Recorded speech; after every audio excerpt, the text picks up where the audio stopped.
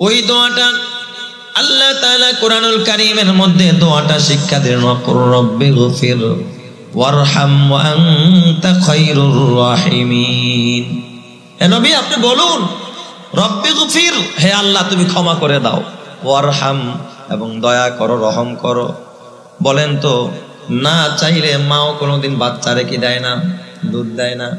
আপনি আল্লাহর কাছে যত বেশি চাইবেন, যত বেশি কামনা করবেন, আমার আল্লাহ রহমতের দুয়ার খুলে আপনার জন্য রহমত তত বেশি পাঠায়া দিবেন। সুবহানাল্লাহ। আল্লাহর কাছে চাইলে আল্লাহ বান্দাকে কখনো খালি হাতে ফিরায় না। এই জন্য প্রথম দশকে এই দোয়াটা বেশি বেশি পড়তে হবে, ওয়াকুর রব্বিগফির ওয়ারহাম ওয়া আনতা খায়রুর রাহিমিন। আপনি যদি এতটুকু বলতে চান তাতেও আদায় হবে, রব্বিগফির ওয়ারহাম ওয়া আনতা খায়রুর রাহিমিন, রব্বিগফির ওয়ারহাম ওয়া আনতা খায়রুর রাহিমিন। আরেকটা দোয়া প্রথম দশকের রহমত পাওয়ার জন্য আরেকটা দোয়া আপনি করবেন, আরেকটা আমল আপনি করবেন, যেই দোয়াটা আমার নবীও করতেন আপনিও করবেন। আল্লাহুম্মা গফিরলি ওয়ারহামনি ওয়াহদিনি ওয়ারযুকনি। আল্লাহুম্মা গফিরলি, হে আল্লাহ তুমি আমারে মাফ করে দাও, ওয়ারহামনি আমার প্রতি দয়া করো, আমার প্রতি কি করো, দয়া করো। এরপরে বলবেন আল্লাহ ওয়ারযুকনি, তুমি আমারে রিজিক দাও। বলেন তো রিজিকের মালিক কে? আল্লাহ ছাড়া কেউ রিজিক দিতে পারবে না। ওয়াহদিনি, আয় আল্লাহ তুমি আমারে হেদায়েত দাও। আল্লাহ আমি তোমার কাছে হেদায়েতের মুহতাজ, তোমার কাছেই হেদায়েত চাই। কেউ যদি আল্লাহর কাছে হেদায়েত চায়, কেউ যদি আল্লাহর কাছে এই চারটা দোয়া করতে পারে, আল্লাহ আমারে মাফ করে দাও, আমার প্রতি দয়া করো, আমারে রিজিক দাও, আমাকে তুমি সঠিক পথ দেখাও, হেদায়েত দাও, ওই বান্দাটাকে দুনিয়ার গুনাহগুলো মাফ করায়া রহমত দিয়া জান্নাতের মেহমান করবেন যিনি, তিনি কে? কাউনাইন কা মুখতারে খোদা তুমকো বানায়া, কাউনাইন কা মুখতারে খোদা তুমকো বানায়া, उम्मत का निगाहबान खुदा तुमको बनाया, उम्मत का निगाहबान खुदा तुमको बनाया। वो फ़ख्रे जहाँ फ़ख्रे ज़मा फ़ख्रे उमम है, ये आहदे बेमी में शाहे लो हो कलमो है, ये आहदे बेमी में शाहे लो हो कलमो है। रुतबे में फदू सबसे ही अल्लाह से कम है, ये कौल शब रोज़ मेरा हक़ की कसम है, ये कौल शब रोज़ मेरा हक़ की कसम है। जोरे जोरे कौन सुबहानाल्लाह। আমার নবীজিও এই রহমতের দোয়া আল্লাহর কাছে বেশি বেশি করতেন।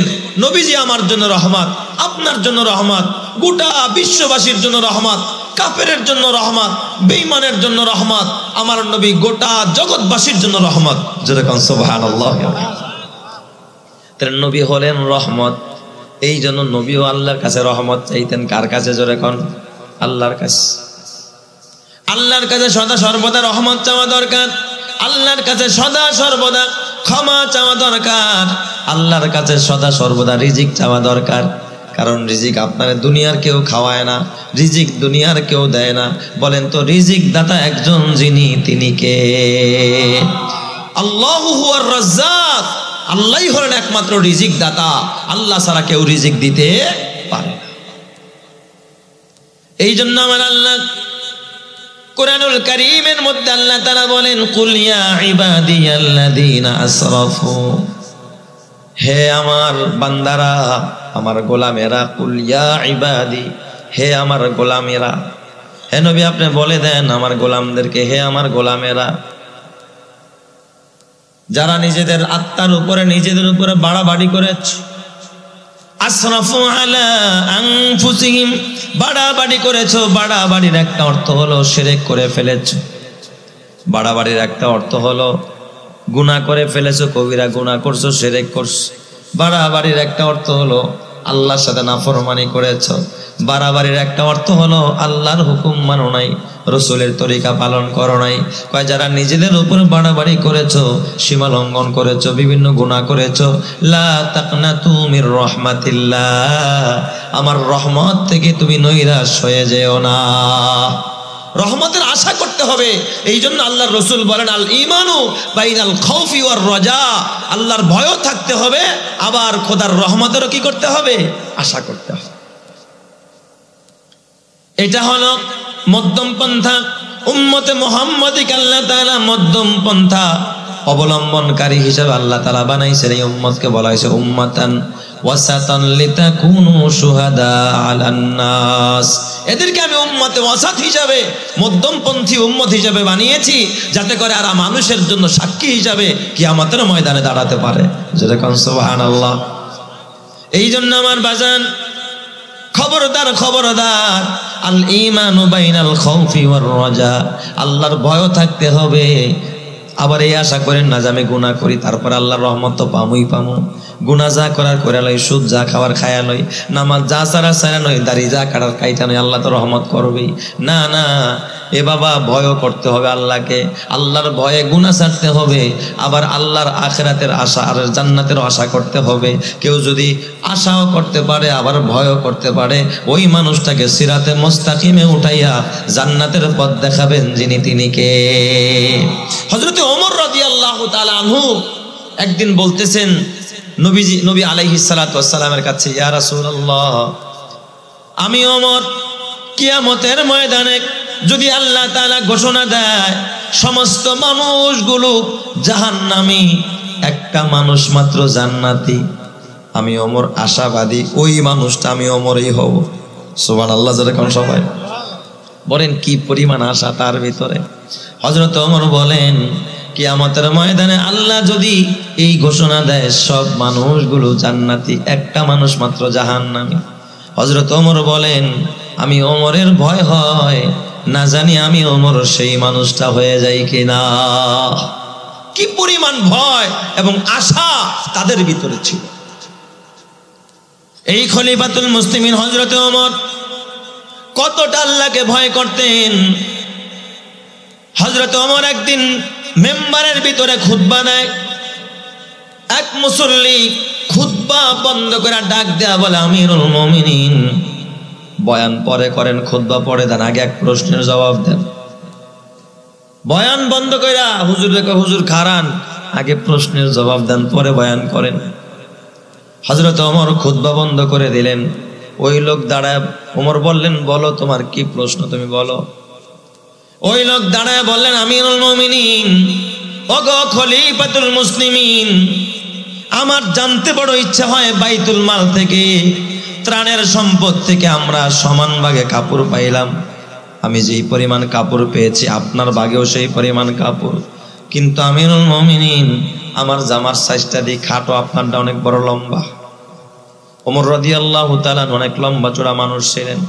ওমর, আমার জামাটা দেখি একেবারে খাটো, আপনারটা দেখে অনেক বড় লম্বা, এত কাপড় কই পেলেন? মনে হয় আপনি ডাবল নিছেন। আগে জবাব দেন, আমিও দেশের নাগরিক, আমার যেমন হক আপনারও তেমন হক। আমিরুল মুমিনিন, আপনার জামাটা তো বড় কেন, আমারটা তো খাটো কেন? হযরত ওমর কথা কয় না। ওমর ডাক দিয়া বলে, ভাই রে, এই প্রশ্নের জবাব আমি না দিয়া যদি আমার ছেলে আব্দুল্লাহ ইবনে ওমর দেয় তাতে চলবে কিনা? কয় হ্যাঁ, হবে। হযরত ওমর ডাক দিয়া বলেন, আব্দুল্লাহ তুমি জবাব দাও, এই প্রশ্নের জবাব দাও। ছেলে, বাবাই কি ছেলেরে শিখাই দিছে নাকি? ছেলে মজলিসে বসা, বাবাই খুতবা মেম্বারে বস। ছেলে দাঁড়ায়া ডাক দিয়া বলে, ও মুসল্লি ভাইয়েরা, ঠিকই বলেছে, আমার বাবার জামাটা কেন লম্বা হয়েছে জানোনি? কয় আমার বাবার এক্সট্রা কোনো জামা নাই, আমার বাবাও একটা কাপড় পেয়েছে, আমি আব্দুল্লাহ একটা কাপড় পেয়েছি। আমার কাপড়টা দিয়ে আমি জামা বানাই নাই, আমার কাপড়টা আমি আমার বাবারে হাদিয়া দিয়ে দিছি। আমারটা আর আমার বাবারটা দুইটা মিলাই আমার বাবার জামা বানাইছে, কারণ আমার বাবা তো খুতবা দিবে আমিরুল মুমিনিন। আমার কাপড়টা আমার বাবারে দিয়ে দিছি, এই দুই কাপড় মিলাই আমার বাবা তারপরে জামা এত বড় বানাইছে, লম্বা বানাইছে। আমার বাবা তার শক্তি দিয়া বাইতুল মাল থেকে, সরকারি মাল থেকে একটা কাপড় গ্রহণ করে নাই। চিৎকার মেরে কান্না আল্লাহু আকবার। তাহলে বলেন হযরত ওমরের ভিতরে কি পরিমাণ আল্লাহর ভয়, কেমন তাকওয়াবান ছিলেন। সাহাবায়ে কেরামের জিন্দেগীর নমুনা দেখেন।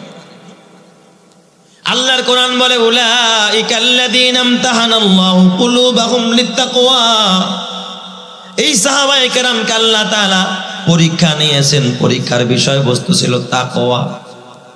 উলাইকাল্লাযীনা ইমতাহানাল্লাহু কুলুবাহুম লিত্তাকওয়া, তাদের অন্তরগুলোকে আল্লাহ তাআলা তাকওয়ার কষ্টি পাথর দিয়ে আল্লাহ তাআলা তাদেরকে পরীক্ষা নিয়েছেন। আর এই তাকওয়ার পরীক্ষায় সব সাহাবীরা পাস করছে।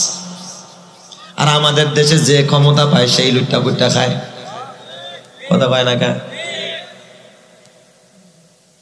খবরদার যুবক ভাই, হাতে পায়ে ধরে বলা যায় আল্লাহকে ভয় করো, ভয়ও করতে হবে, রহমতের আশাও করতে হবে। তুমি যদি আল্লাহর ভয় দিলের মধ্যে জায়গা দাও, রহমতের আশাবাদী হয়ে যাও, এই রমজানের প্রথম দশকেও যদি আল্লাহর কাছে তুমি রহমত চাও, আল্লাহ তোমাকে মুহসিনিন বানায় দিবে। আল্লাহ তাআলা রহমত দিয়া তোমাকে জান্নাতের অধিবাসী বানায় দিবে। চিৎকার মেরে করেন আল্লাহু আকবার। তাহলে বলেন তো দেওয়ার মালিক কে? আল্লাহ তো একটা মুহূর্তের জন্য রেস্ট নেয় না, কি বলেন? রেস্ট নেয় নাকি? যে আল্লাহ তাআলা এখন রেস্টে আছে, এখন তো আর চাইতে পারবো না। তুমি রাত্র 3টায় যদি ডাকো, তোমার ডাকে সাড়া দিবেন যিনি, তিনি কে? আল্লাহ রাত্র 3টায়ও সাড়া দেয়, 4টায়ও সাড়া দেয়। আপনি যখন ঘুমে বিভোর, তখন আমার আল্লাহ তাআলা জাগ্রত। বলেন তো আমার আল্লাহর ঘুম আসেনি? লা তাখুযুহু সিনাতুন ওয়ালা নাওম, আল্লাহ তাআলার ঘুম নাই, আল্লাহ তাআলার তন্দ্রা নাই। মুসা পয়গম্বর একদিন তুর পাহাড়ে গেছে। আল্লাহর পয়গম্বর তুর পাহাড়ে গিয়ে আল্লাহর সাথে কথা কয়। পয়গম্বর মুসা ডাক দিয়া কয়, আল্লাহ ওগো রব্বুল আলামিন, তুমি কি ঘুমাও না? তোমার কি ক্লান্তি নাই? আল্লাহ তুমি কি রেস্ট নাও না? মুসা নবী প্রশ্ন করছে, আল্লাহ তাআলা কোনো উত্তর দেয় না। আল্লাহ কয়, মুসা এক গ্লাস পানি হাতে লাও। মুসা এক গ্লাস পানি হাতে লাও। মুসা কয়, আল্লাহ আমি জিজ্ঞাসা করি তুমি কি ঘুমাও না? আমি কি প্রশ্ন করি আর তুমি উত্তর দাও কি? আমি কই তুমি কি ঘুমাও না, তুমি কও আমার এক গ্লাস পানি হাতে লাও। আল্লাহ তুমি আবারও বলো তুমি কি ঘুমাও না, তোমার কি ঘুম নাই? আল্লাহ কা মুসা এক গ্লাস পানি লাও তো হাতে। মুসা নবী কা আবার 3 নম্বরে প্রশ্ন করছে, আল্লাহ আমি জিজ্ঞাসা করলাম তুমি কি ঘুমাও না? আল্লাহ কয়, মুসা এক গ্লাস পানি হাতে নিতে বললাম, এক গ্লাস পানি হাতে লাও। মুসা পয়গম্বর এক গ্লাস পানি হাতে নিলেন।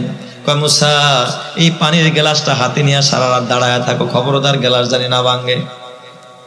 রাতের বেলা মুসা পয়গম্বর পানির গ্লাস হাতে নিয়ে দাঁড়ায় রইলেন। আল্লাহ তাআলা ঘুমরে অর্ডার করলেন, ঘুম জলদি যা, আমার মুসার কাছে গিয়া তাড়াতাড়ি ঘুম, তুই তোর অস্তিত্ব প্রকাশ কর। মুসা নবীর ঘুম আইসা গেছে। হাতের থেকে অমনি গ্লাসটা পড়া পাহাড়ের উপরে, পাথরের উপরে পড়া চূর্ণ বিচূর্ণ হয়ে গেল। আল্লাহ তাআলা ডাক দিয়া কয়, মুসা কি হইল, কি করলা? শুধু একটা গ্লাস সংরক্ষণের দায়িত্ব দিলাম, পয়রা যেন ভাঙা না যায়। একটা রাত শুধুমাত্র একটা গ্লাস সংরক্ষণের দায়িত্ব দিলাম, সেটাও পারলা না, গ্লাসটা ফেলে ভেঙে ফেললা।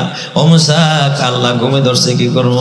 কয়, মুসা রে, আমি আল্লাহ যদি ঘুমায় যাইতাম, চন্দ্র চন্দ্রের জায়গায় থাকতো না, সূর্য সূর্যের জায়গায় থাকতো না, আসমান আসমানের জায়গায় থাকতো না, জমিন জমিনের জায়গায় থাকতো না, তোমার বাঁচার অধিকার ছিল না। আমি আল্লাহ প্রতিটা সেকেন্ড, প্রতিটা মুহূর্ত তোমার কাছে আছি। আমি আল্লাহ তোমাকে দেখে রাখি, আমি আল্লাহ তোমাকে পালি, আমি আল্লাহ তোমার শ্বাস প্রশ্বাসের ব্যবস্থা করি, আমি আল্লাহ তোমার রিজিক দেই, আমি আল্লাহ সূর্য উঠাই, আমি আল্লাহ সূর্য ডোবাই। আমি আল্লাহ যদি ঘুমায়া যাই, সব ঘুমায়া যাবে, আসমান পড়ে যাবে, জমিন নড়ে যাবে, আর চন্দ্র সূর্য ভেঙে ভেঙে খান খান হয়ে যাবে। ও মুসা, এবার বলো আমি আল্লাহ ঘুমাইলে তো সব শেষ হয়ে যাবে। এই জন্য আমি আল্লাহর ঘুম নাই, আমি আল্লাহর আহার নাই, নিদ্রা নাই। আমি আল্লাহ এমন এক জাত, আমার ঘুম লাগে না, আমার আহার লাগে না, নিদ্রা লাগে না। আমি কোনো কিছুর প্রতি মহতাজ না, বরং গোটা জগৎবাসী আমি আল্লাহর মহতাজ। চিৎকার মেরে করেন আল্লাহু আকবার। বলেন তো আমরা সবাই কার মহতাজ? আল্লাহর মহতাজি আমরা, ঠিক কিনা বলেন?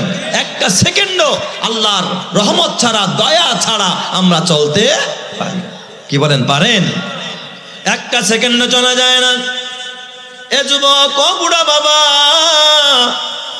হাতে পায়ে ধরে বলি, খবরদার খবরদার, আল্লাহ কিন্তু তোমার চেহারা ভালো না খারাপ তাও দেখে না, তোমার বংশ কেমন তাও দেখে না। আল্লাহ তাআলা কিন্তু তোমার টাকা পয়সা আছে কিনা, ধনী কিনা, গরিব কিনা তাও কিন্তু আল্লাহ তাআলা দেখে না।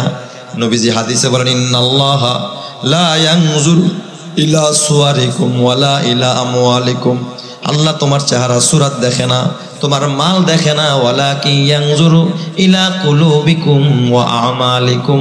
আল্লাহ শুধু দেখে তোমার অন্তরে কি নিয়ত আছে এবং তোমার আমল কেমন। তুমি কি মাদ্রাসার পক্ষের মানুষ না বিপক্ষের মানুষ, এটা কিন্তু আল্লাহ তাআলা দেখে। একদল মানুষ আছে দেখবেন হয়তোবা টাকা পয়সা নাই, দান করতে পারে না। আরেকদল মানুষ আছে টাকা পয়সা আছে তারপরও দান করে না, আছে না নাই? দান করার জন্য ধনী হওয়া লাগে না, ধনী হওয়া শর্ত না। দান করতে ধনী হওয়া শর্ত না। বলেন যদি ধনী হইলেই দান করতে পারে, আপনাদের এই শিবচরে কি ধনী মানুষের অভাব আছে? কথা কয় না। অনেক ধনী মানুষ আছে না? বলেন সব ধনীরা কি দান করে নাকি? বাড়ির গাড়ে একটা মসজিদও নাই, এমন শিল্পপতিও আছে না নাই? সম্পদ থাকলেই বাবা দান করা যায় না। আবার ভ্যান চালায় খায় মাসে মাসে 100-200 টাকা। আল্লাহর ঘরে মসজিদে মাদ্রাসায় সাদা দেয়, আছে না নাই? কি চালায় খায়? ভ্যান চালায় খায়। আমি এক এলাকা এক মাহফিলে গেলাম, ধনী এলাকা, বিশাল বিশাল 4তলা 5তলা বাড়ি, কিন্তু আমার খাবার খাওয়ানোর জন্য নিয়ে গেছে একটা কুড়ে ঘর, টিনের ঘর, দোসালা একটা টিনের ঘর। দেখি ঘরের এক পাশে তার একটা ভ্যান চার্জে লাগানো, আর এক পাশে একটা খাটও তো না, ওই যে বাস গায়রা তারপরে বান দিয়া একটা মাছার মতো খাট আর চকি বানাইছে আর কি, ওখানে বসে আমার খানা খাওয়াচ্ছে। আমি জিজ্ঞাসা করলাম এই বাসা কার? ওই ভ্যানওয়ালা ভাইটা, দাড়িওয়ালা, লম্বা দাড়ি, মাথায় পাগড়ি, আমার সামনে জায়গা, হুজুর এটা আমার গরিবের মুসাফির খানা। আমি মনে মনে বললাম আয় আল্লাহ, অথচ এই এলাকার ভিতরে কত ধনী মানুষ, তাদের ঘরে একজন আলেমের মেহমানদারি জুটলো না। এই গরিব মানুষটা অবশ্যই অবশ্যই সে হয়তোবা যখন বলছে হুজুরদের মেহমানদারি কি করবেন, হয়তোবা সে সবার আগে হাত তুলছে, নয়তোবা এইভাবে হয় নাই। কি বলেন ঠিক না ঠিক? অথবা মুতামিম সাহেব হুজুররা বলছে যে হুজুরদেরকে আমি খাওয়ামু। দেখেন তার দিল কেমন, অথচ ভ্যান চালায় খায়। অথচ অনেক ধনীর ঘরেও খানা হয় না। আল্লাহ সবার ঘরে নেককার মানুষকে ঢুকাবে না। আল্লাহ যারা জান্নাত দিবে কিয়ামতের ময়দানে। এই জন্য অনেক গরিব মানুষ যারা গরাবাত অবস্থায় আল্লাহর নাফরমানি করবে না, নামাজ আদায় করবে। আল্লাহর নবী বলে, মান কল্লা মালুহু ওয়া কাসুরা আয়ালুহু ওয়া হাসুনাত সালাতুহু ওয়া লাম ইয়াগতাবিল মুসলিমিন জাআ ইয়াউমাল কিয়ামাতি হাকাযা। নবী কয় যার মাল কম, পরিবারের সদস্য বেশি, আনতে ফান্তা ফোরায়, এক অটো চালায়, সংসারে মানুষ আছে 7-8 জন, মা আছে, বুড়া বাবা আছে। এ আমার বাবা এই অবস্থায় চাল কিনলে ডাউল কিনতে পারে না, তারপর নামাজ ছাড়ে না, পাগড়ি ছাড়ে না, রোজা ছাড়ে না, হালকা জিকির ছাড়ে না, মাহফিল ছাড়ে না, তবলিগ ছাড়ে না। এই মানুষটা কোনোদিন কয় না আল্লাহ এত নামাজ পড়ি আমার এই গরিব বানাইলা, ওরা নামাজ পড়ে না, ওরা ধনী বানাইলা। এই কথাটাও জীবনে বলে না। আল্লাহর নবী কয় যা ইয়াউমাল কিয়ামাতি হাকাযা, আমি কিয়ামতের ময়দানে মুহাম্মদ বলে দিলাম ওই গরিবটা 2টা আঙ্গুল যেমন পাশাপাশি, ওই গরিবটা আমি মুহাম্মদের সাথে একই সাথে পাশাপাশি একই জান্নাতে থাকবে। চিৎকার মেরে করেন আল্লাহু আকবার। তাহলে বলেন দান করার জন্য কি ধনী হওয়া শর্ত নাকি? ধনী হওয়া শর্ত না। মাদ্রাসা বানানোর জন্য সম্পদ থাকা জরুরি না, শুধু একটু দিল থাকা দরকার। কলিজা লাগে মিয়া, কলিজা। দান করতে ধনী হওয়া লাগে না, কি লাগে? কলিজা লাগে। আমার মসজিদে এক বেচারায় 5 লক্ষ টাকার ঋণ। একবার এক মসজিদের কাজের জন্য চাইলাম, উনি 50,000 লেখাইছে। সবাই আমার কই বেটা টাকা পাই, 5 লাখ টাকা ঋণ হয়ে রয়েছে, এখন আবার 50,000 টাকা। লোকটারে জিজ্ঞাসা করলাম ভাই কেমনে দিবেন? কয় হুজুর আমি দুনিয়া করতে গিয়া, বাড়ি বানাইতে গিয়া 5 লক্ষ টাকা ঋণ হয়েছি। আল্লাহ যদি আমারে কিয়ামতে জিজ্ঞাসা করে বান্দা দুনিয়ার ঘর করার জন্য 5 লাখ টাকা ঋণ হলি, আমি আল্লাহর জন্য কয় টাকা ঋণ হইছস? আমি কি জবাব দিব? শুধুমাত্র আল্লাহর আদালতে জবাব দেওয়ার জন্য আমি 50,000 টাকার ওয়াদা করেছি। তবে হুজুর কসম দিয়া বলি, আমি আমার অন্য ঋণের আগে আল্লাহর ঘরের ঋণটা আমি আগে পরিশোধ করব। চিৎকার মেরে কন্যা আল্লাহু আকবার। ওই বেচারায় বলে, কিছুদিন পর দেখি মাস খানিক যেতে না যেতেই টাকা নিয়ে আসছে। ভাই কোথায় টাকা পেলেন? কয় হুজুর কসম আল্লাহর, 1 বছরেও যে এই ঋণ পরিশোধ হবে আমি ভাবতে পারি নাই, কিন্তু ওয়াদাটা কইরা গেছি এমন এক জায়গা থেকে যেখান থেকে টাকা আসার জীবনও কল্পনা করতে পারি নাই। ওয়াদা করার সাথে সাথে আমার এমন টাকার ব্যবস্থা হয়ে গেছে, আমার ওই 5 লাখ ঋণও শোধ হয়ে গেছে, আপনার মসজিদের ওয়াদাও আমার পরিশোধ হয়ে গেছে। চিৎকার মেরে কন্যা আল্লাহু আকবার। বলেন তো দেওয়ার মালিক কে? আরো জোরে বলতে হবে, দেওয়ার মালিক কে? আহারে এই যে মাদ্রাসা, আপনাদের হাতে গড়া মাদ্রাসা, হয়তোবা রাস্তাঘাট ততটা উন্নত নয়, এলাকার ভিতরগত রাস্তার কথা বলছি। এ আমার বাজান, এই মাদ্রাসাটা নিবু নিবু করে চলতেছে, যদি হঠাৎ করে বাতিটা একবার নিভে যায়, কিয়ামতের ময়দানে এলাকার প্রতিটি মানুষকে আল্লাহর কাছে জবাব দেওয়া লাগবে কিনা? লাগবে কিনা বলেন? এখন কিন্তু হালাত যা যেটা দেখতেছি একটু নিবু নিবুই চলতেছে। যদি এই অবস্থায় বাতিটা বন্ধ হয়ে যায়, আল্লাহ যদি জিগায় তোর সব চলছে কেন আমার ঘর চললো না, কেন কোরআনের ঘর বন্ধ হয়ে গেল, জবাব দেওয়ার কোনো সুযোগ থাকবে না, নাজাতের কোনো রাস্তা থাকবে না। এই জন্য আমরা আল্লাহর ঘরকে নিবু নিবু চলতে দিব না। আল্লাহর ঘরের চেরাগ যেন ভালোভাবে জ্বলে, এই জন্য আমাদের চেষ্টা করার দরকার আছে না নাই? জোরে বলেন, দরকার আছে না নাই? আল্লাহ তুমি আমার সব ভাইকে কবুল করো, জোরে কর আমিন। আরো জোরে বলেন না আমিন। এ আমার যুবক ভাই, ও আমার বুড়া বাবা, আমি আপনাদের হাতে পায়ে ধরা বলি রে বাজান, এই দুনিয়ায় থাকতে পারবেন না। এই দুনিয়ায় কেউ পারে নাই, নবীরা পারে নাই, অলিরা পারে নাই, কোনো বড় বড় রাজা বাদশারা তামাম পৃথিবী যারা শাসন করেছে তারাও থাকতে পারে নাই, আপনিও থাকতে পারবেন না। এই সম্পদ আপনার সাথে আপনার কবরে যাবে না। কয় কোনো মানুষ যখন মারা যায় 3টা জিনিস তার সাথে যায়, তার মাল যায়, তার আহাল যায় এবং তার আমল যায়। আল্লাহর নবী কয় 2 জিনিস ফেরত আসে, মাল ফেরত আসে, তার আহাল ফেরত আসে, কিন্তু তার আমল তার সাথে কবরে যায়। আপনি যেটা রাইখা গেলেন এটা ওয়ারিসদের জন্য, যেটা দান করলেন এটা হলো আপনার নিজের জন্য। অনেক সময় নিজের ভবিষ্যৎ চিন্তা করে, ফিক্সড ডিপোজিট করে। কেন? কয় মরে গেলে ছেলে মেয়েদের কি অবস্থা হবে। আরে কপাল পোড়া, ছেলের চিন্তা করলি, মেয়ের চিন্তা করলি, তুই মরে গেলে তোর তো কোনো ডিপোজিট নাই। তোর ডিপোজিট হলো মসজিদ আর মাদ্রাসা, তোর ডিপোজিট হলো নামাজ আর রোজা, তোর ডিপোজিট হলো তাহাজ্জুদের নামাজ, তোর ডিপোজিট হলো ভালো কাজ, তোর ডিপোজিট হলো দান খয়রাত। তুই নিজের ডিপোজিট কি পরিমাণ করলি? মরার পরে কবরে আমার কোন ডিপোজিট কাজে লাগবে? সোনালী ব্যাংকের ডিপোজিট কাজে লাগবে নাকি? লাগবে না। আমার মিরপুরের এক ভাই বড় আল্লাহওয়ালা মানুষ, এমন এক জায়গায় তার বাড়ি, সবাই কয়টারে তো 20 তালা করা সম্ভব। আশেপাশের মার্কেটের হালাত দেখলে ঘাড় এইভাবে করে তাকাইতে হয়, অথচ তার ঘর 3 সেট। সরকারি চাকরিজীবী ছিল। আরে মিয়া, খালি সরকারি চাকরি করলে সবাই তো আর হারাম খায় না। সবাই কি হারাম খায়? সবাই তো আর হারাম খায় না। এই লোকটা সচিব ছিলেন আমার বাবা, অথচ লোকটা এত বড় আল্লাহওয়ালা আমি নিজের চোখে দেখেছি। এমন কোনো সময় নাই মাদ্রাসা মসজিদগুলোর সাথে তার সম্পর্ক নাই। আমার মিরপুরের প্রায় 20-30টা মাদ্রাসায় তার সম্পর্ক। আমি যখন তিনি ইন্তেকাল করলেন তার জানাজায় আমি গিয়েছিলাম। এত আলেম ওলামা, এত মুহতামিম, আমি জীবনে কোনো মানুষের জানাজায় এত মুহতামিমদের আগমন দেখি নাই। বড় বড় হাজার হাজার ছাত্র ওই মাদ্রাসার মুহতামিম সাহেবরা তার জানাজায় হাজির হয়ে গেছে। মুহতামিম সাহেবরা কাঁদতেছিলেন, জানাজার খাটিয়াটা সামনে নিয়ে কাঁদতেছিলেন। আমাদের জন্য উনি বড় একটা নিয়ামত ছিল। মাঝে মাঝেই মন প্রাণ উজাড় করে 2 হাত দিয়া দান করতেন আল্লাহর ঘরে। একদিন দেখি লাচ্ছা সেমাই পাকায় আমার মাদ্রাসায় নিয়ে আসছে, ছাত্রদেরকে বসায় খাওয়াচ্ছে। জিজ্ঞাসা করলাম, হাজি সাহেব আপনি বসেন, বাবুর্চি বেড়ে দেখবেন না? বাবুর্চি দিবে কেন, আমি খাওয়াবো। কিয়ামতের ময়দানে আল্লাহর আদালতে দাঁড়ায় তো বলতে পারবো যে ওয়ারাসাতুল আম্বিয়াদের খেদমত করেছি। কোন ভালো কাজটা করে কবরে রওনা করলাম? ভালো কাজটা একটাও নাই। ওয়ারাসাতুল আম্বিয়া খাওয়াই বিয়াই সাবরে সিগারেট খায়, গাঞ্জা খায়, সুদ খায়, ঘুষ খায়। অল্লিগা মুরগির না আনি, অল্লিগা খাসির কলিজা আনি, গরুর কলিজা আনি, ওরে আরামে খাওয়াই। অথচ যেই ছেলেগুলো 24 ঘন্টা খোদার কোরআন তেলাওয়াত করে, বিড়ি সিগারেট কি জিনিস বোঝে না, যাদের চোখ কোনো গুনাহ করে না, এরা আল্লাহর মেহমান। আল্লাহর নবী কয় ইন্না লিল্লাহি আহলিনা মিনান নাস, জমিনের মধ্যে আল্লাহর কিছু মেহমান আছে। সাহাবায়ে কেরাম বলেন মান হুম ইয়া রাসূলুল্লাহ, ওই মেহমান কারা? নবীজি বললেন হুম আহলুল কোরআন আহলুল্লাহি ওয়া খাসাতুহু, কয় যারা কোরআন পড়ে আর পড়ায় তারাই হলো আল্লাহর মেহমান।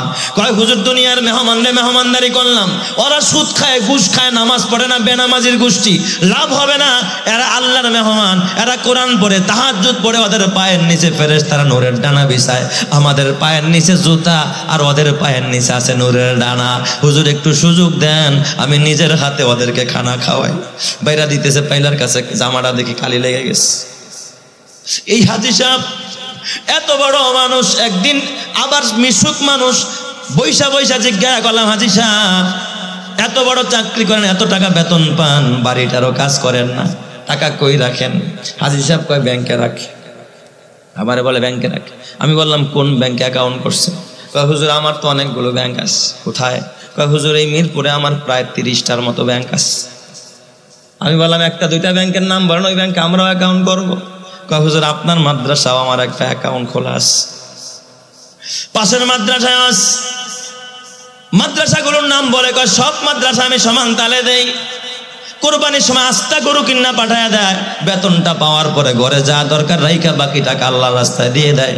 কারণ ছেলেরাও এস্টাবলিশ, চিন্তা নাই, নিজের আখেরাত গুছাইতেছে। তো যেই কথা বলতেছিলাম, ওনার মৃত্যুর পরে যখন জানা যায় গেছি, হাজার হাজার তলে গুলেলে, হাজার হাজার মাদ্রাসার ছাত্ররা, হাজার হাজার মুহতামিমরা, আলেম ওলামারা, দাড়ি সাদা মানুষগুলো যেইভাবে কান্না করতেছেন একটা আওয়ামের জন্য, একটা সাধারণ মানুষের জন্য, একজন বুজুর্গ মানুষের জন্য, আমি এইভাবে কোনোদিন আলেমদের কাঁদতে দেখি না। চোখের পানি রাখতে পারি না, আমি নিজেও চোখের পানি রাখতে পারি না। আর ওনার লাশের যখন কাপড়ের কাপড়টা যখন খুললাম, মনে হয় যেন কাঁচা হলুদ দিয়া চেহারাটা এত সুন্দর নুরানি বানাই দিচ্ছে, মুস্কি হাসি দিয়েছে। জুমার দিন আল্লাহর বান্দা ইন্তেকাল করেছে, উনি যে জান্নাতি কোনো সন্দেহ নাই। আল্লাহর বান্দা যে জান্নাতি কোনো সন্দেহ নাই। এমন কোন আলেম ছিল না যার চোখে পানি নাই। এই জন্য আমার বাবা এমন জীবন তুমি করো হে গঠন, মরণে হাসিবে তুমি, কাঁদিবে ভুবন। তোমার এমন কিছু করা দরকার, তুমি হাসতে হাসতে জান্নাতে যাইবার, গোটা জগৎবাসী তোমার জন্য কাঁদবে। এমন কোন কাজ করো না যেই কাজ করলে মরণের সময় তোমার কাঁদতে হয়, আর জগৎবাসী হাসতে হাসতে গালি দিবে যে ও গেছে, আল্লাহ বাঁচাইছে। খবরদার বাবা, এই জন্য ইমানকে ভালো করো, আমলকে সুন্দর করো। আল্লাহ চেহারা দেখে না, বংশ দেখে না, আল্লাহ তাআলা দেখে তোমার আমল এবং দেখে তোমার অন্তর। কথা ঠিক কিনা? নবীজির দরবারে নবীজি একদিন বসে বয়ান করতেছে। নবীজির একজন সাহাবী হযরতে সাদ সালামী রাদিয়াল্লাহু তাআলা আনহু, একেবারে কালো। সাহাবায়ে কেরামদের মধ্যে যারা কালো ছিলেন, এই কালোদের মধ্যে 1 নম্বরে ছিলেন হযরতে বেলালে হাফসি, 2 নম্বরে কালো হযরতে সাদ সালামী। একেবারে কালো, বেটের বেটে, ঠোঁটের সেন্টার ঠিক নাই, নাকের সেন্টার ঠিক নাই, একেবারে কালো মানুষ। মক্কা থেকে হিজরত করে নবীর সাথে মদিনায় গেছে। হযরতে সাদ সালামী আল্লাহর নবীর দরবারের মধ্যে বসা, নবীজি কথা বলতেছেন, সাদ সালামী বসে বসে কাঁদতেছে, অজরে চোখ দিয়া পানি পড়তেছে। সাদ সালামীর কান্না যেন নবীজির হৃদয়ের মধ্যে শিলবট বিঁধতেছে। আল্লাহর নবী বয়ান শেষে জিজ্ঞাসা করলেন, সাদ তুমি কাঁদো কেন? মা ইউবকিকা ইয়া সাদ, ও সাদ তোমারে কোন জিনিস কাঁদায়, কাঁদো কেন?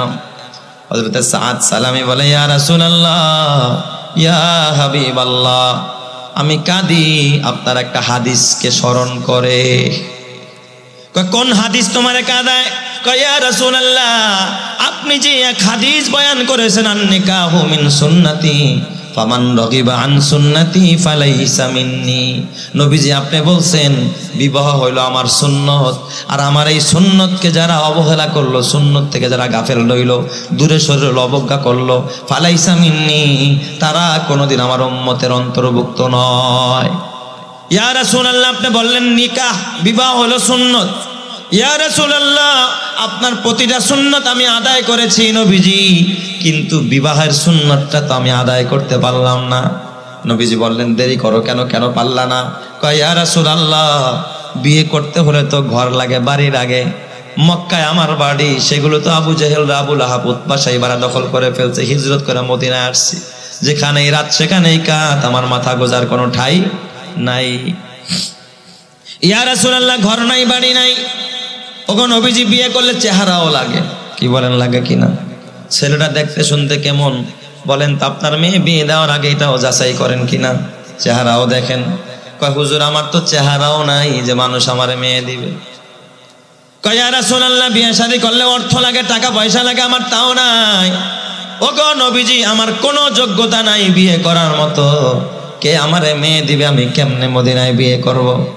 নবীজি ডাক দিয়া বললেন, সাহাবী তুমি শোনো, তুমি যদি বিয়ে করতে চাও তাহলে এই মদিনার ভিতরে একজন নব মুসলিম, এক আনসারি সাহাবী, সে কিছুদিন আগে মুসলমান হয়েছে, বড় মালদার পার্টি, টাকাওয়ালা।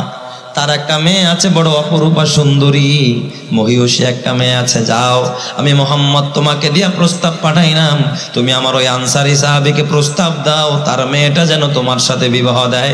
জোরে জোরে কোন সুবহানাল্লাহ। এমন এক কুৎসিত কালো, টাকা নাই, পয়সা নাই, ঘর নাই, বাড়ি নাই, নবীজি তারে প্রস্তাব দিয়া পাঠাইছে এক জমিদারের মেয়েকে কি করার জন্য? বিয়ে দেওয়ার জন্য। এই রকমের প্রস্তাব পাইলে আপনারা প্রস্তাব গ্রহণ করবেন না, প্রস্তাবের বিরোধিতা করবেন? বিরোধিতা করবেন না? সাদ সালামির দিলে বড় খুশি, রাস্তা দিয়ে হাইটা যায়।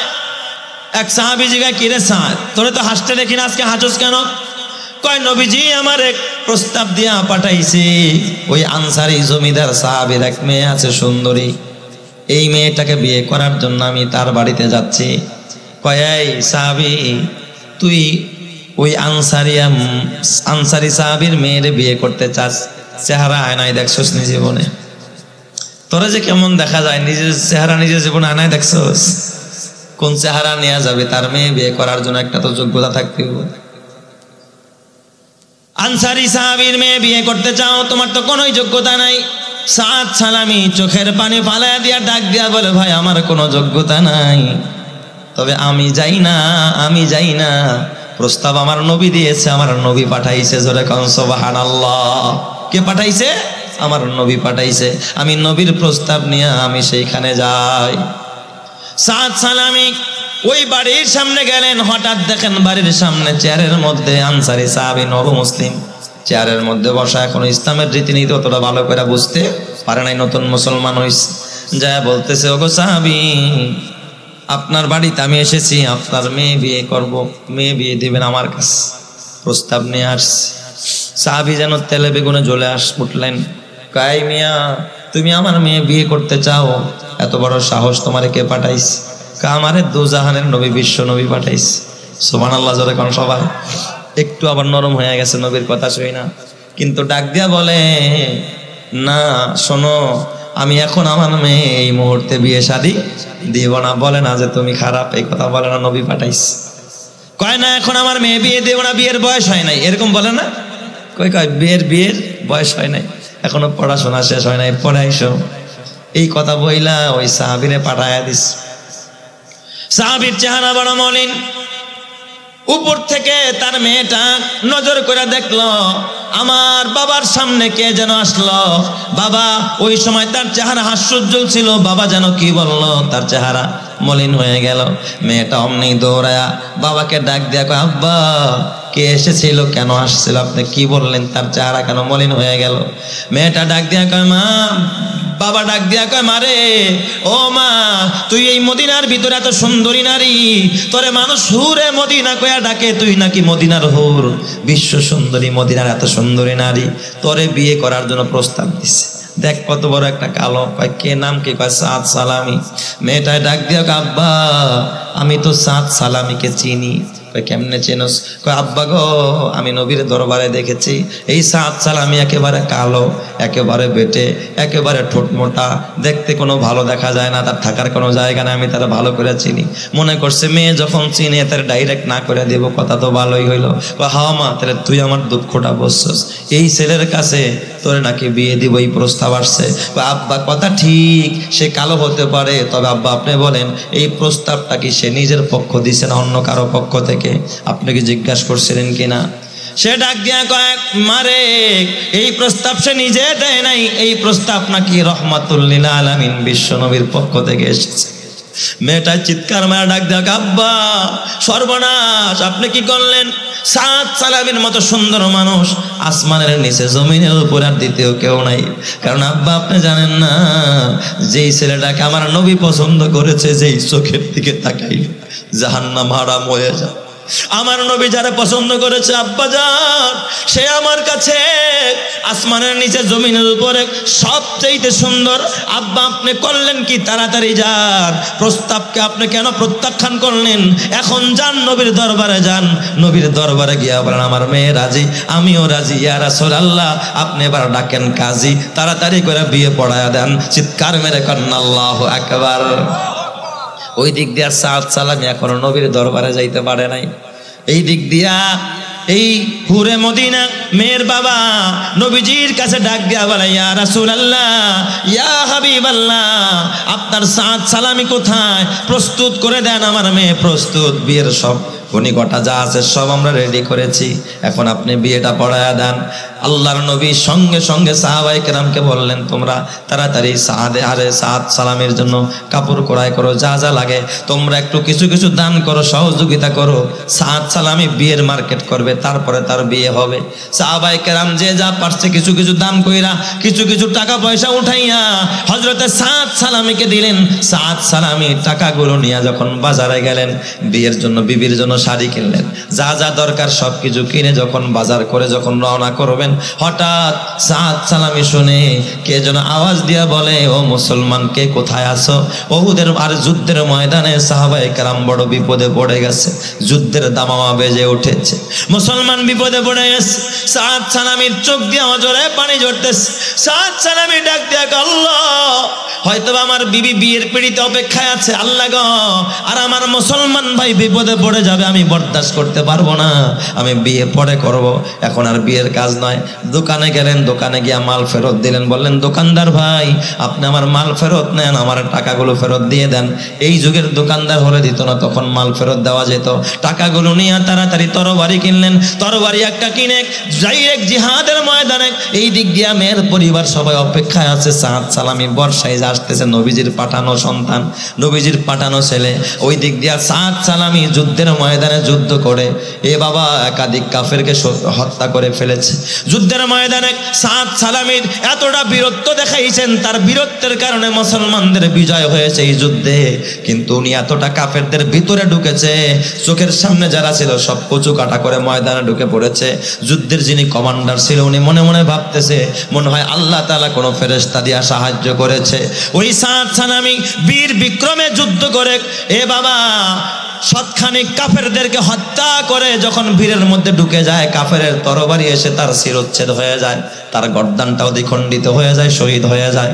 জিহাদের ময়দানে সাহাবায়ে কেরাম শহীদদের লাশ একত্রিত করতেছিলেন। আল্লাহর নবীর সামনে যখন শহীদদের লাশ একত্রিত করা হলো, নবীজি সাদ সালামির লাশটা দেখে নবীজির চোখ দিয়া পানি ঝরতেছে।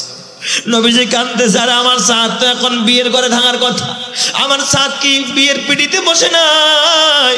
সে কেন জিহাদের ময়দানে? কয় ইয়া রাসূলুল্লাহ বিয়ের জন্য বাজার করেছিল, কিন্তু জিহাদের কথা শুই না, বাজার ফেরত দিয়া তারপরে তরবারি কিনা জিহাদের ময়দানে চলে আসছে। নবীজি কয় জানাজা রেডি করো, গোসল তো নাই, শহীদদের গোসল নাই।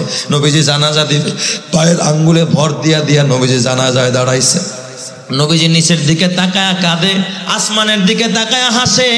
সাহাবায়ে কেরাম বলেন ইয়া রাসূলুল্লাহ আপনি কেন পাও এইভাবে হাঁটতেছেন? কয় শোনো, আমার সাদের জানাজায় আল্লাহ তাআলার আকাশের এত পরিমাণ ফেরেশতা হাজির হয়েছে, ইতিপূর্বে আমি এত ফেরেশতা কারো জানাজায় কোনোদিন অংশগ্রহণ করতে দেখি নাই। চিৎকার মেরে করেন আল্লাহু আকবার। এত জানাজায় এত পরিমাণ সাহাবা আরশ ফেরেশতারা হাজির হয়েছে। কয় ইয়া রাসূলুল্লাহ তাহলে উপরের দিকে তাকায় কেন মুস্কি হাসেন? নবীজি ডাক দেয়া কয় ও সাহাবীরা আমি মুহাম্মদ যা দেখি তোমরা তা দেখো না, আমি তাকায়া দেখতেছি আমার সাদের জন্য আল্লাহ তাআলা জান্নাতের হুর পরীদেরকে নতুন করে সাজাইতেছে। এদেরকে বলে নতুন পোশাক পরো, আল্লাহ তাআলা ওই জান্নাতের ভিতরে হুরদেরকে বসায় রাখছে সাদ সালামের সাথে বিবাহ পড়ায় দেওয়ার জন্য। আমার আল্লাহ জান্নাতের ভিতরে জান্নাতের হুরদের সাথে আমার সাদ সালামিকে বিয়ে পড়ায় দেওয়ার জন্য সব বন্দোবস্ত করে রাখছে। আমার সাদ সালামিকে কবরে রাখতে দেরি হবে, জান্নাতের হুরদের সাথে তার বিয়ে পড়াইতে আমার আল্লাহ একটা মুহূর্ত দেরি করবে না। চিৎকার মেরে কন্যা আল্লাহু আকবার। ঈমানের পথে অবিচল থেকে আমার মরণ যেন হয়, তোমারই কাছে মিনতি আমার মহামহিম দয়াময়।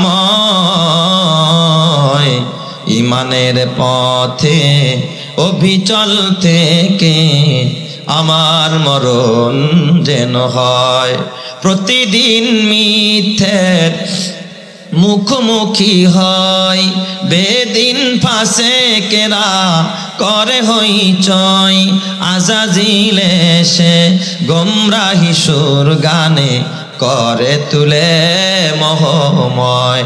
ঈমানের পথে অবিচল থেকে আমার মরণ যেন হয়, তোমারই কাছে মিনতি আমার মহামহিম দয়াময়।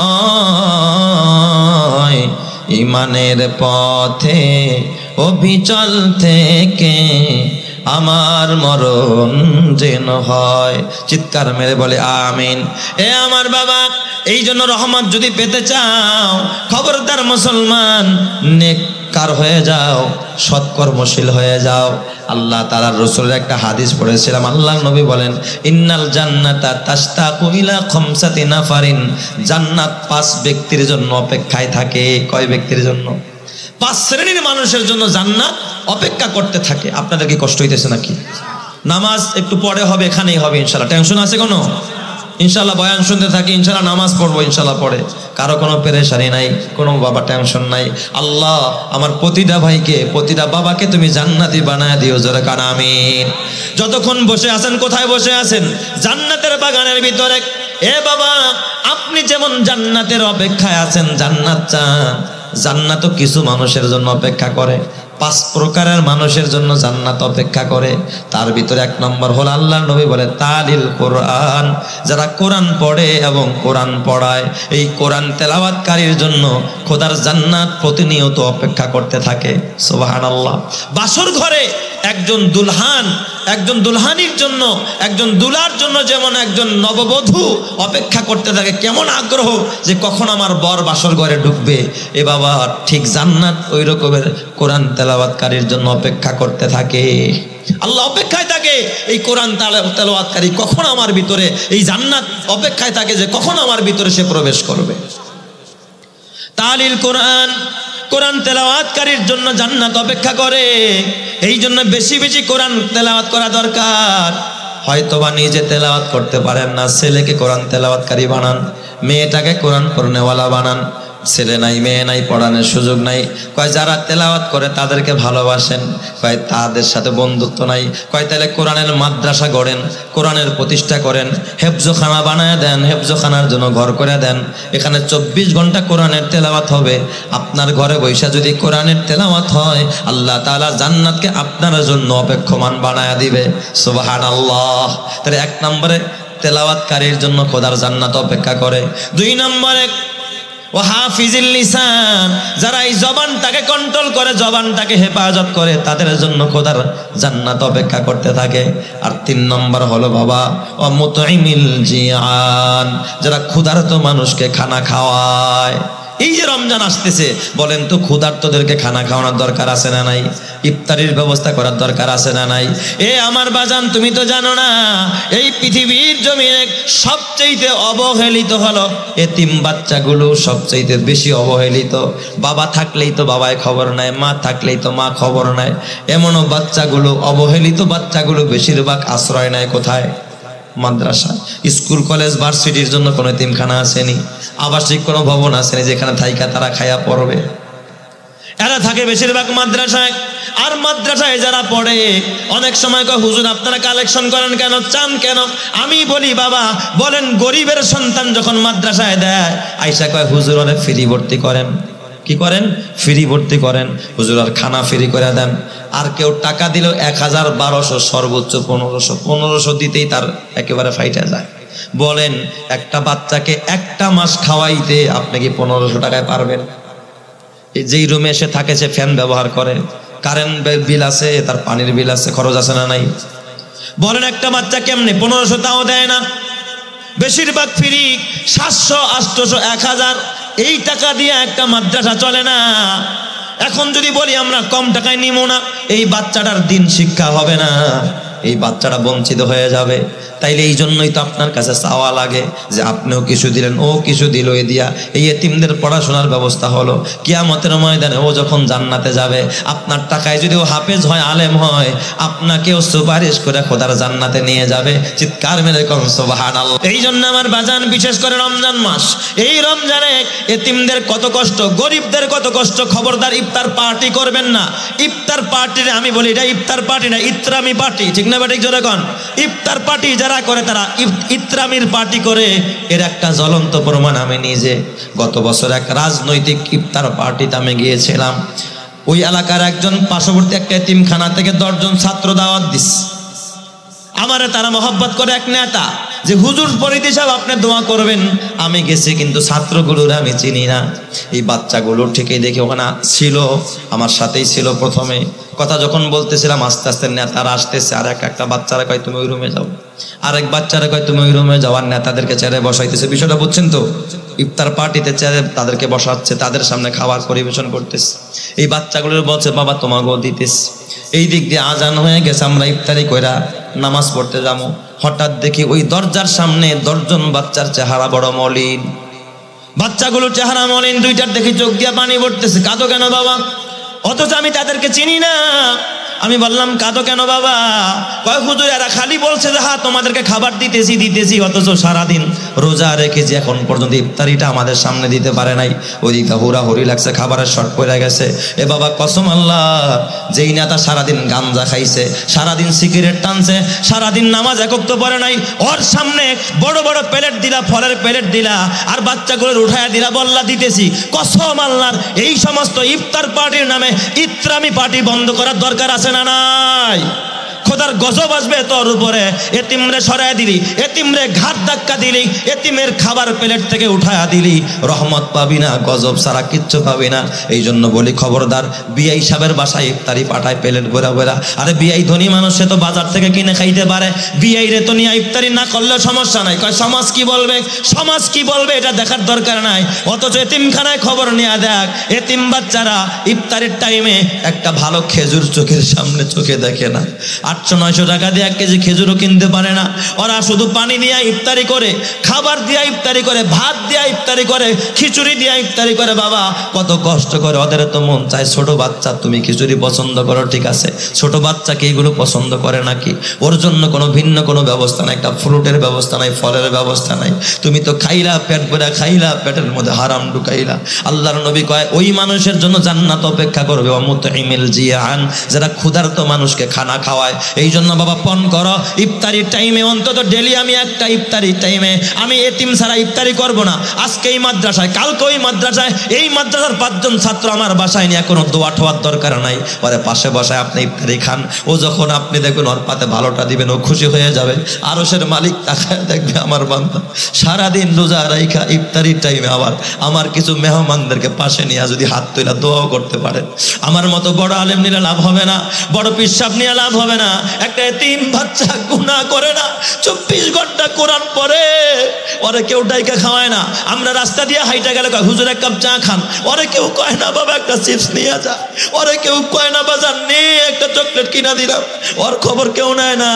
আমি তো বড় মানুষ, কয় হুজুর খান, আমার দেখলে কয় হুজুর খান, হুজুর নেন 1 কাপ চা খান। এতিমের খবর নেওয়ার মতো কেউ নাই। এই জন্য আমার নবীকে আল্লাহ ডাক দিয়া কালাম ইয়াজিদিকা ইয়াতীমান ফাআওয়া, হে বন্ধু আপনার এতিম পেয়েছি, ছোটবেলায় আপনারা কিন্তু আমি আশ্রয় দিয়েছি, অতএব আপনি শুকরিয়া আদায় করেন। ফাআম্মাল ইয়াতীমা ফালা তাকহার, এতিমরা আপনি ধমক দিন না, সরায়া দিন না, তারায়া দিন না। চেয়ারম্যান আইছে, এই সর, এই সর, চেয়ারম্যান যেখানে বসতে তার উপরে ঠাড়া পড়ব আল্লাহ। চেয়ারম্যানকে রে ও তো জাহান্নামী, ওরে কেন এখানে বসতে দিতে হবে? এতিম বসবে আগে। কিসের তোর চেয়ারম্যান, কিসের তোর মেম্বার? আগে এতিমরে জায়গা দে।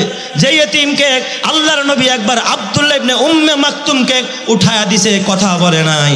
আব্দুল্লাহ ইবনে উম্মে মাকতুম আসছে এক মজলিসে, অন্ধ সাহাবী, নবীজি ভিআইপিদেরকে নিয়ে বসছে। আল্লাহ তাআলা সাথে সাথে সূরা আবাসা নাজিল করছে, আবাসা ওয়া তাওয়াল্লা আন জাআহুল আ'মা। নবী ভিআইপি দেখা বুঝি অন্ধের প্রতি খেয়াল করলেন না? আল্লাহ আয়াত নাজিল করছে, কোরআন নাজিল করে দিয়েছে। কিসের ভিআইপি? আল্লাহর কাছে ভিআইপি যারা কোরআন পড়ে আর পড়ায়, কথা ঠিক না ঠিক যারা কান। আল্লাহর নবী কয় খায়রুকুম মান তাআল্লামাল কুরআনা ওয়া আল্লামা, যারা কোরআন পড়ে আর পড়ায় ওরাই হলো পৃথিবীর সেরা মানুষ। এদের পায়ের নিচে নূরের ডানা, এই জন্য এদেরকে খানা খাওয়াইবা।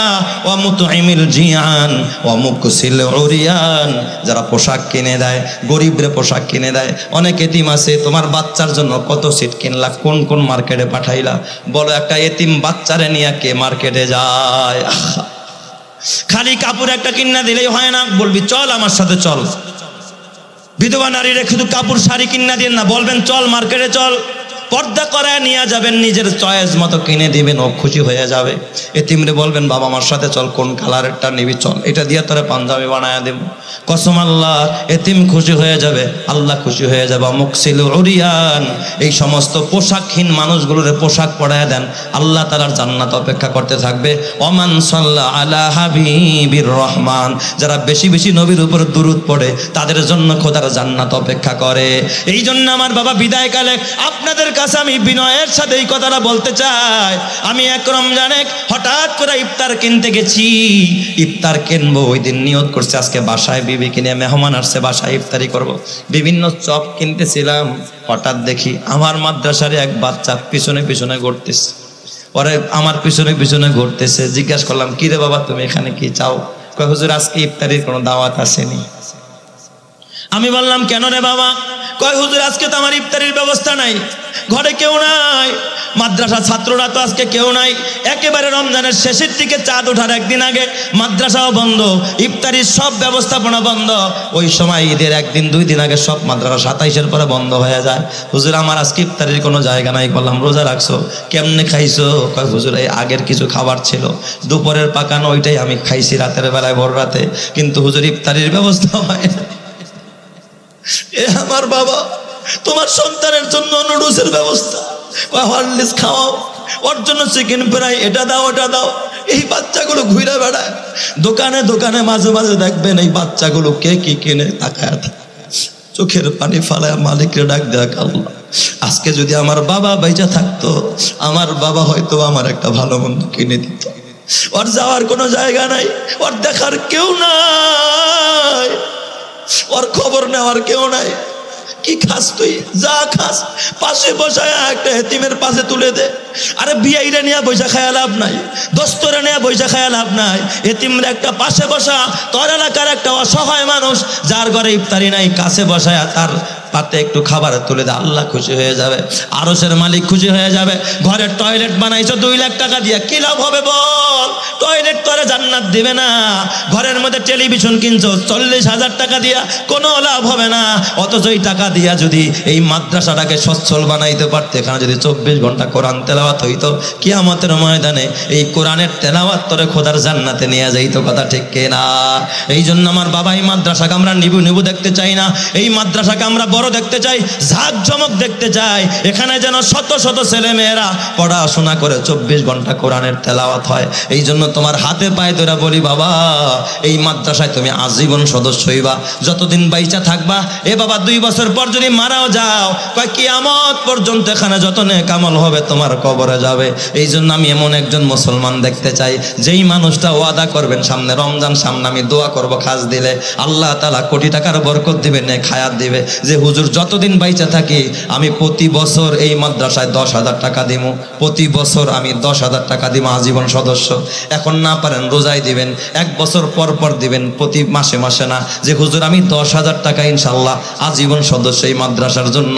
এই মানুষটা যিনি হাত তুলবে সমস্ত দানের সওয়াব আল্লাহ তারে দিবে, তারে 10 কোটি টাকার মালিক আল্লাহ তাআলা বানাবে। ডান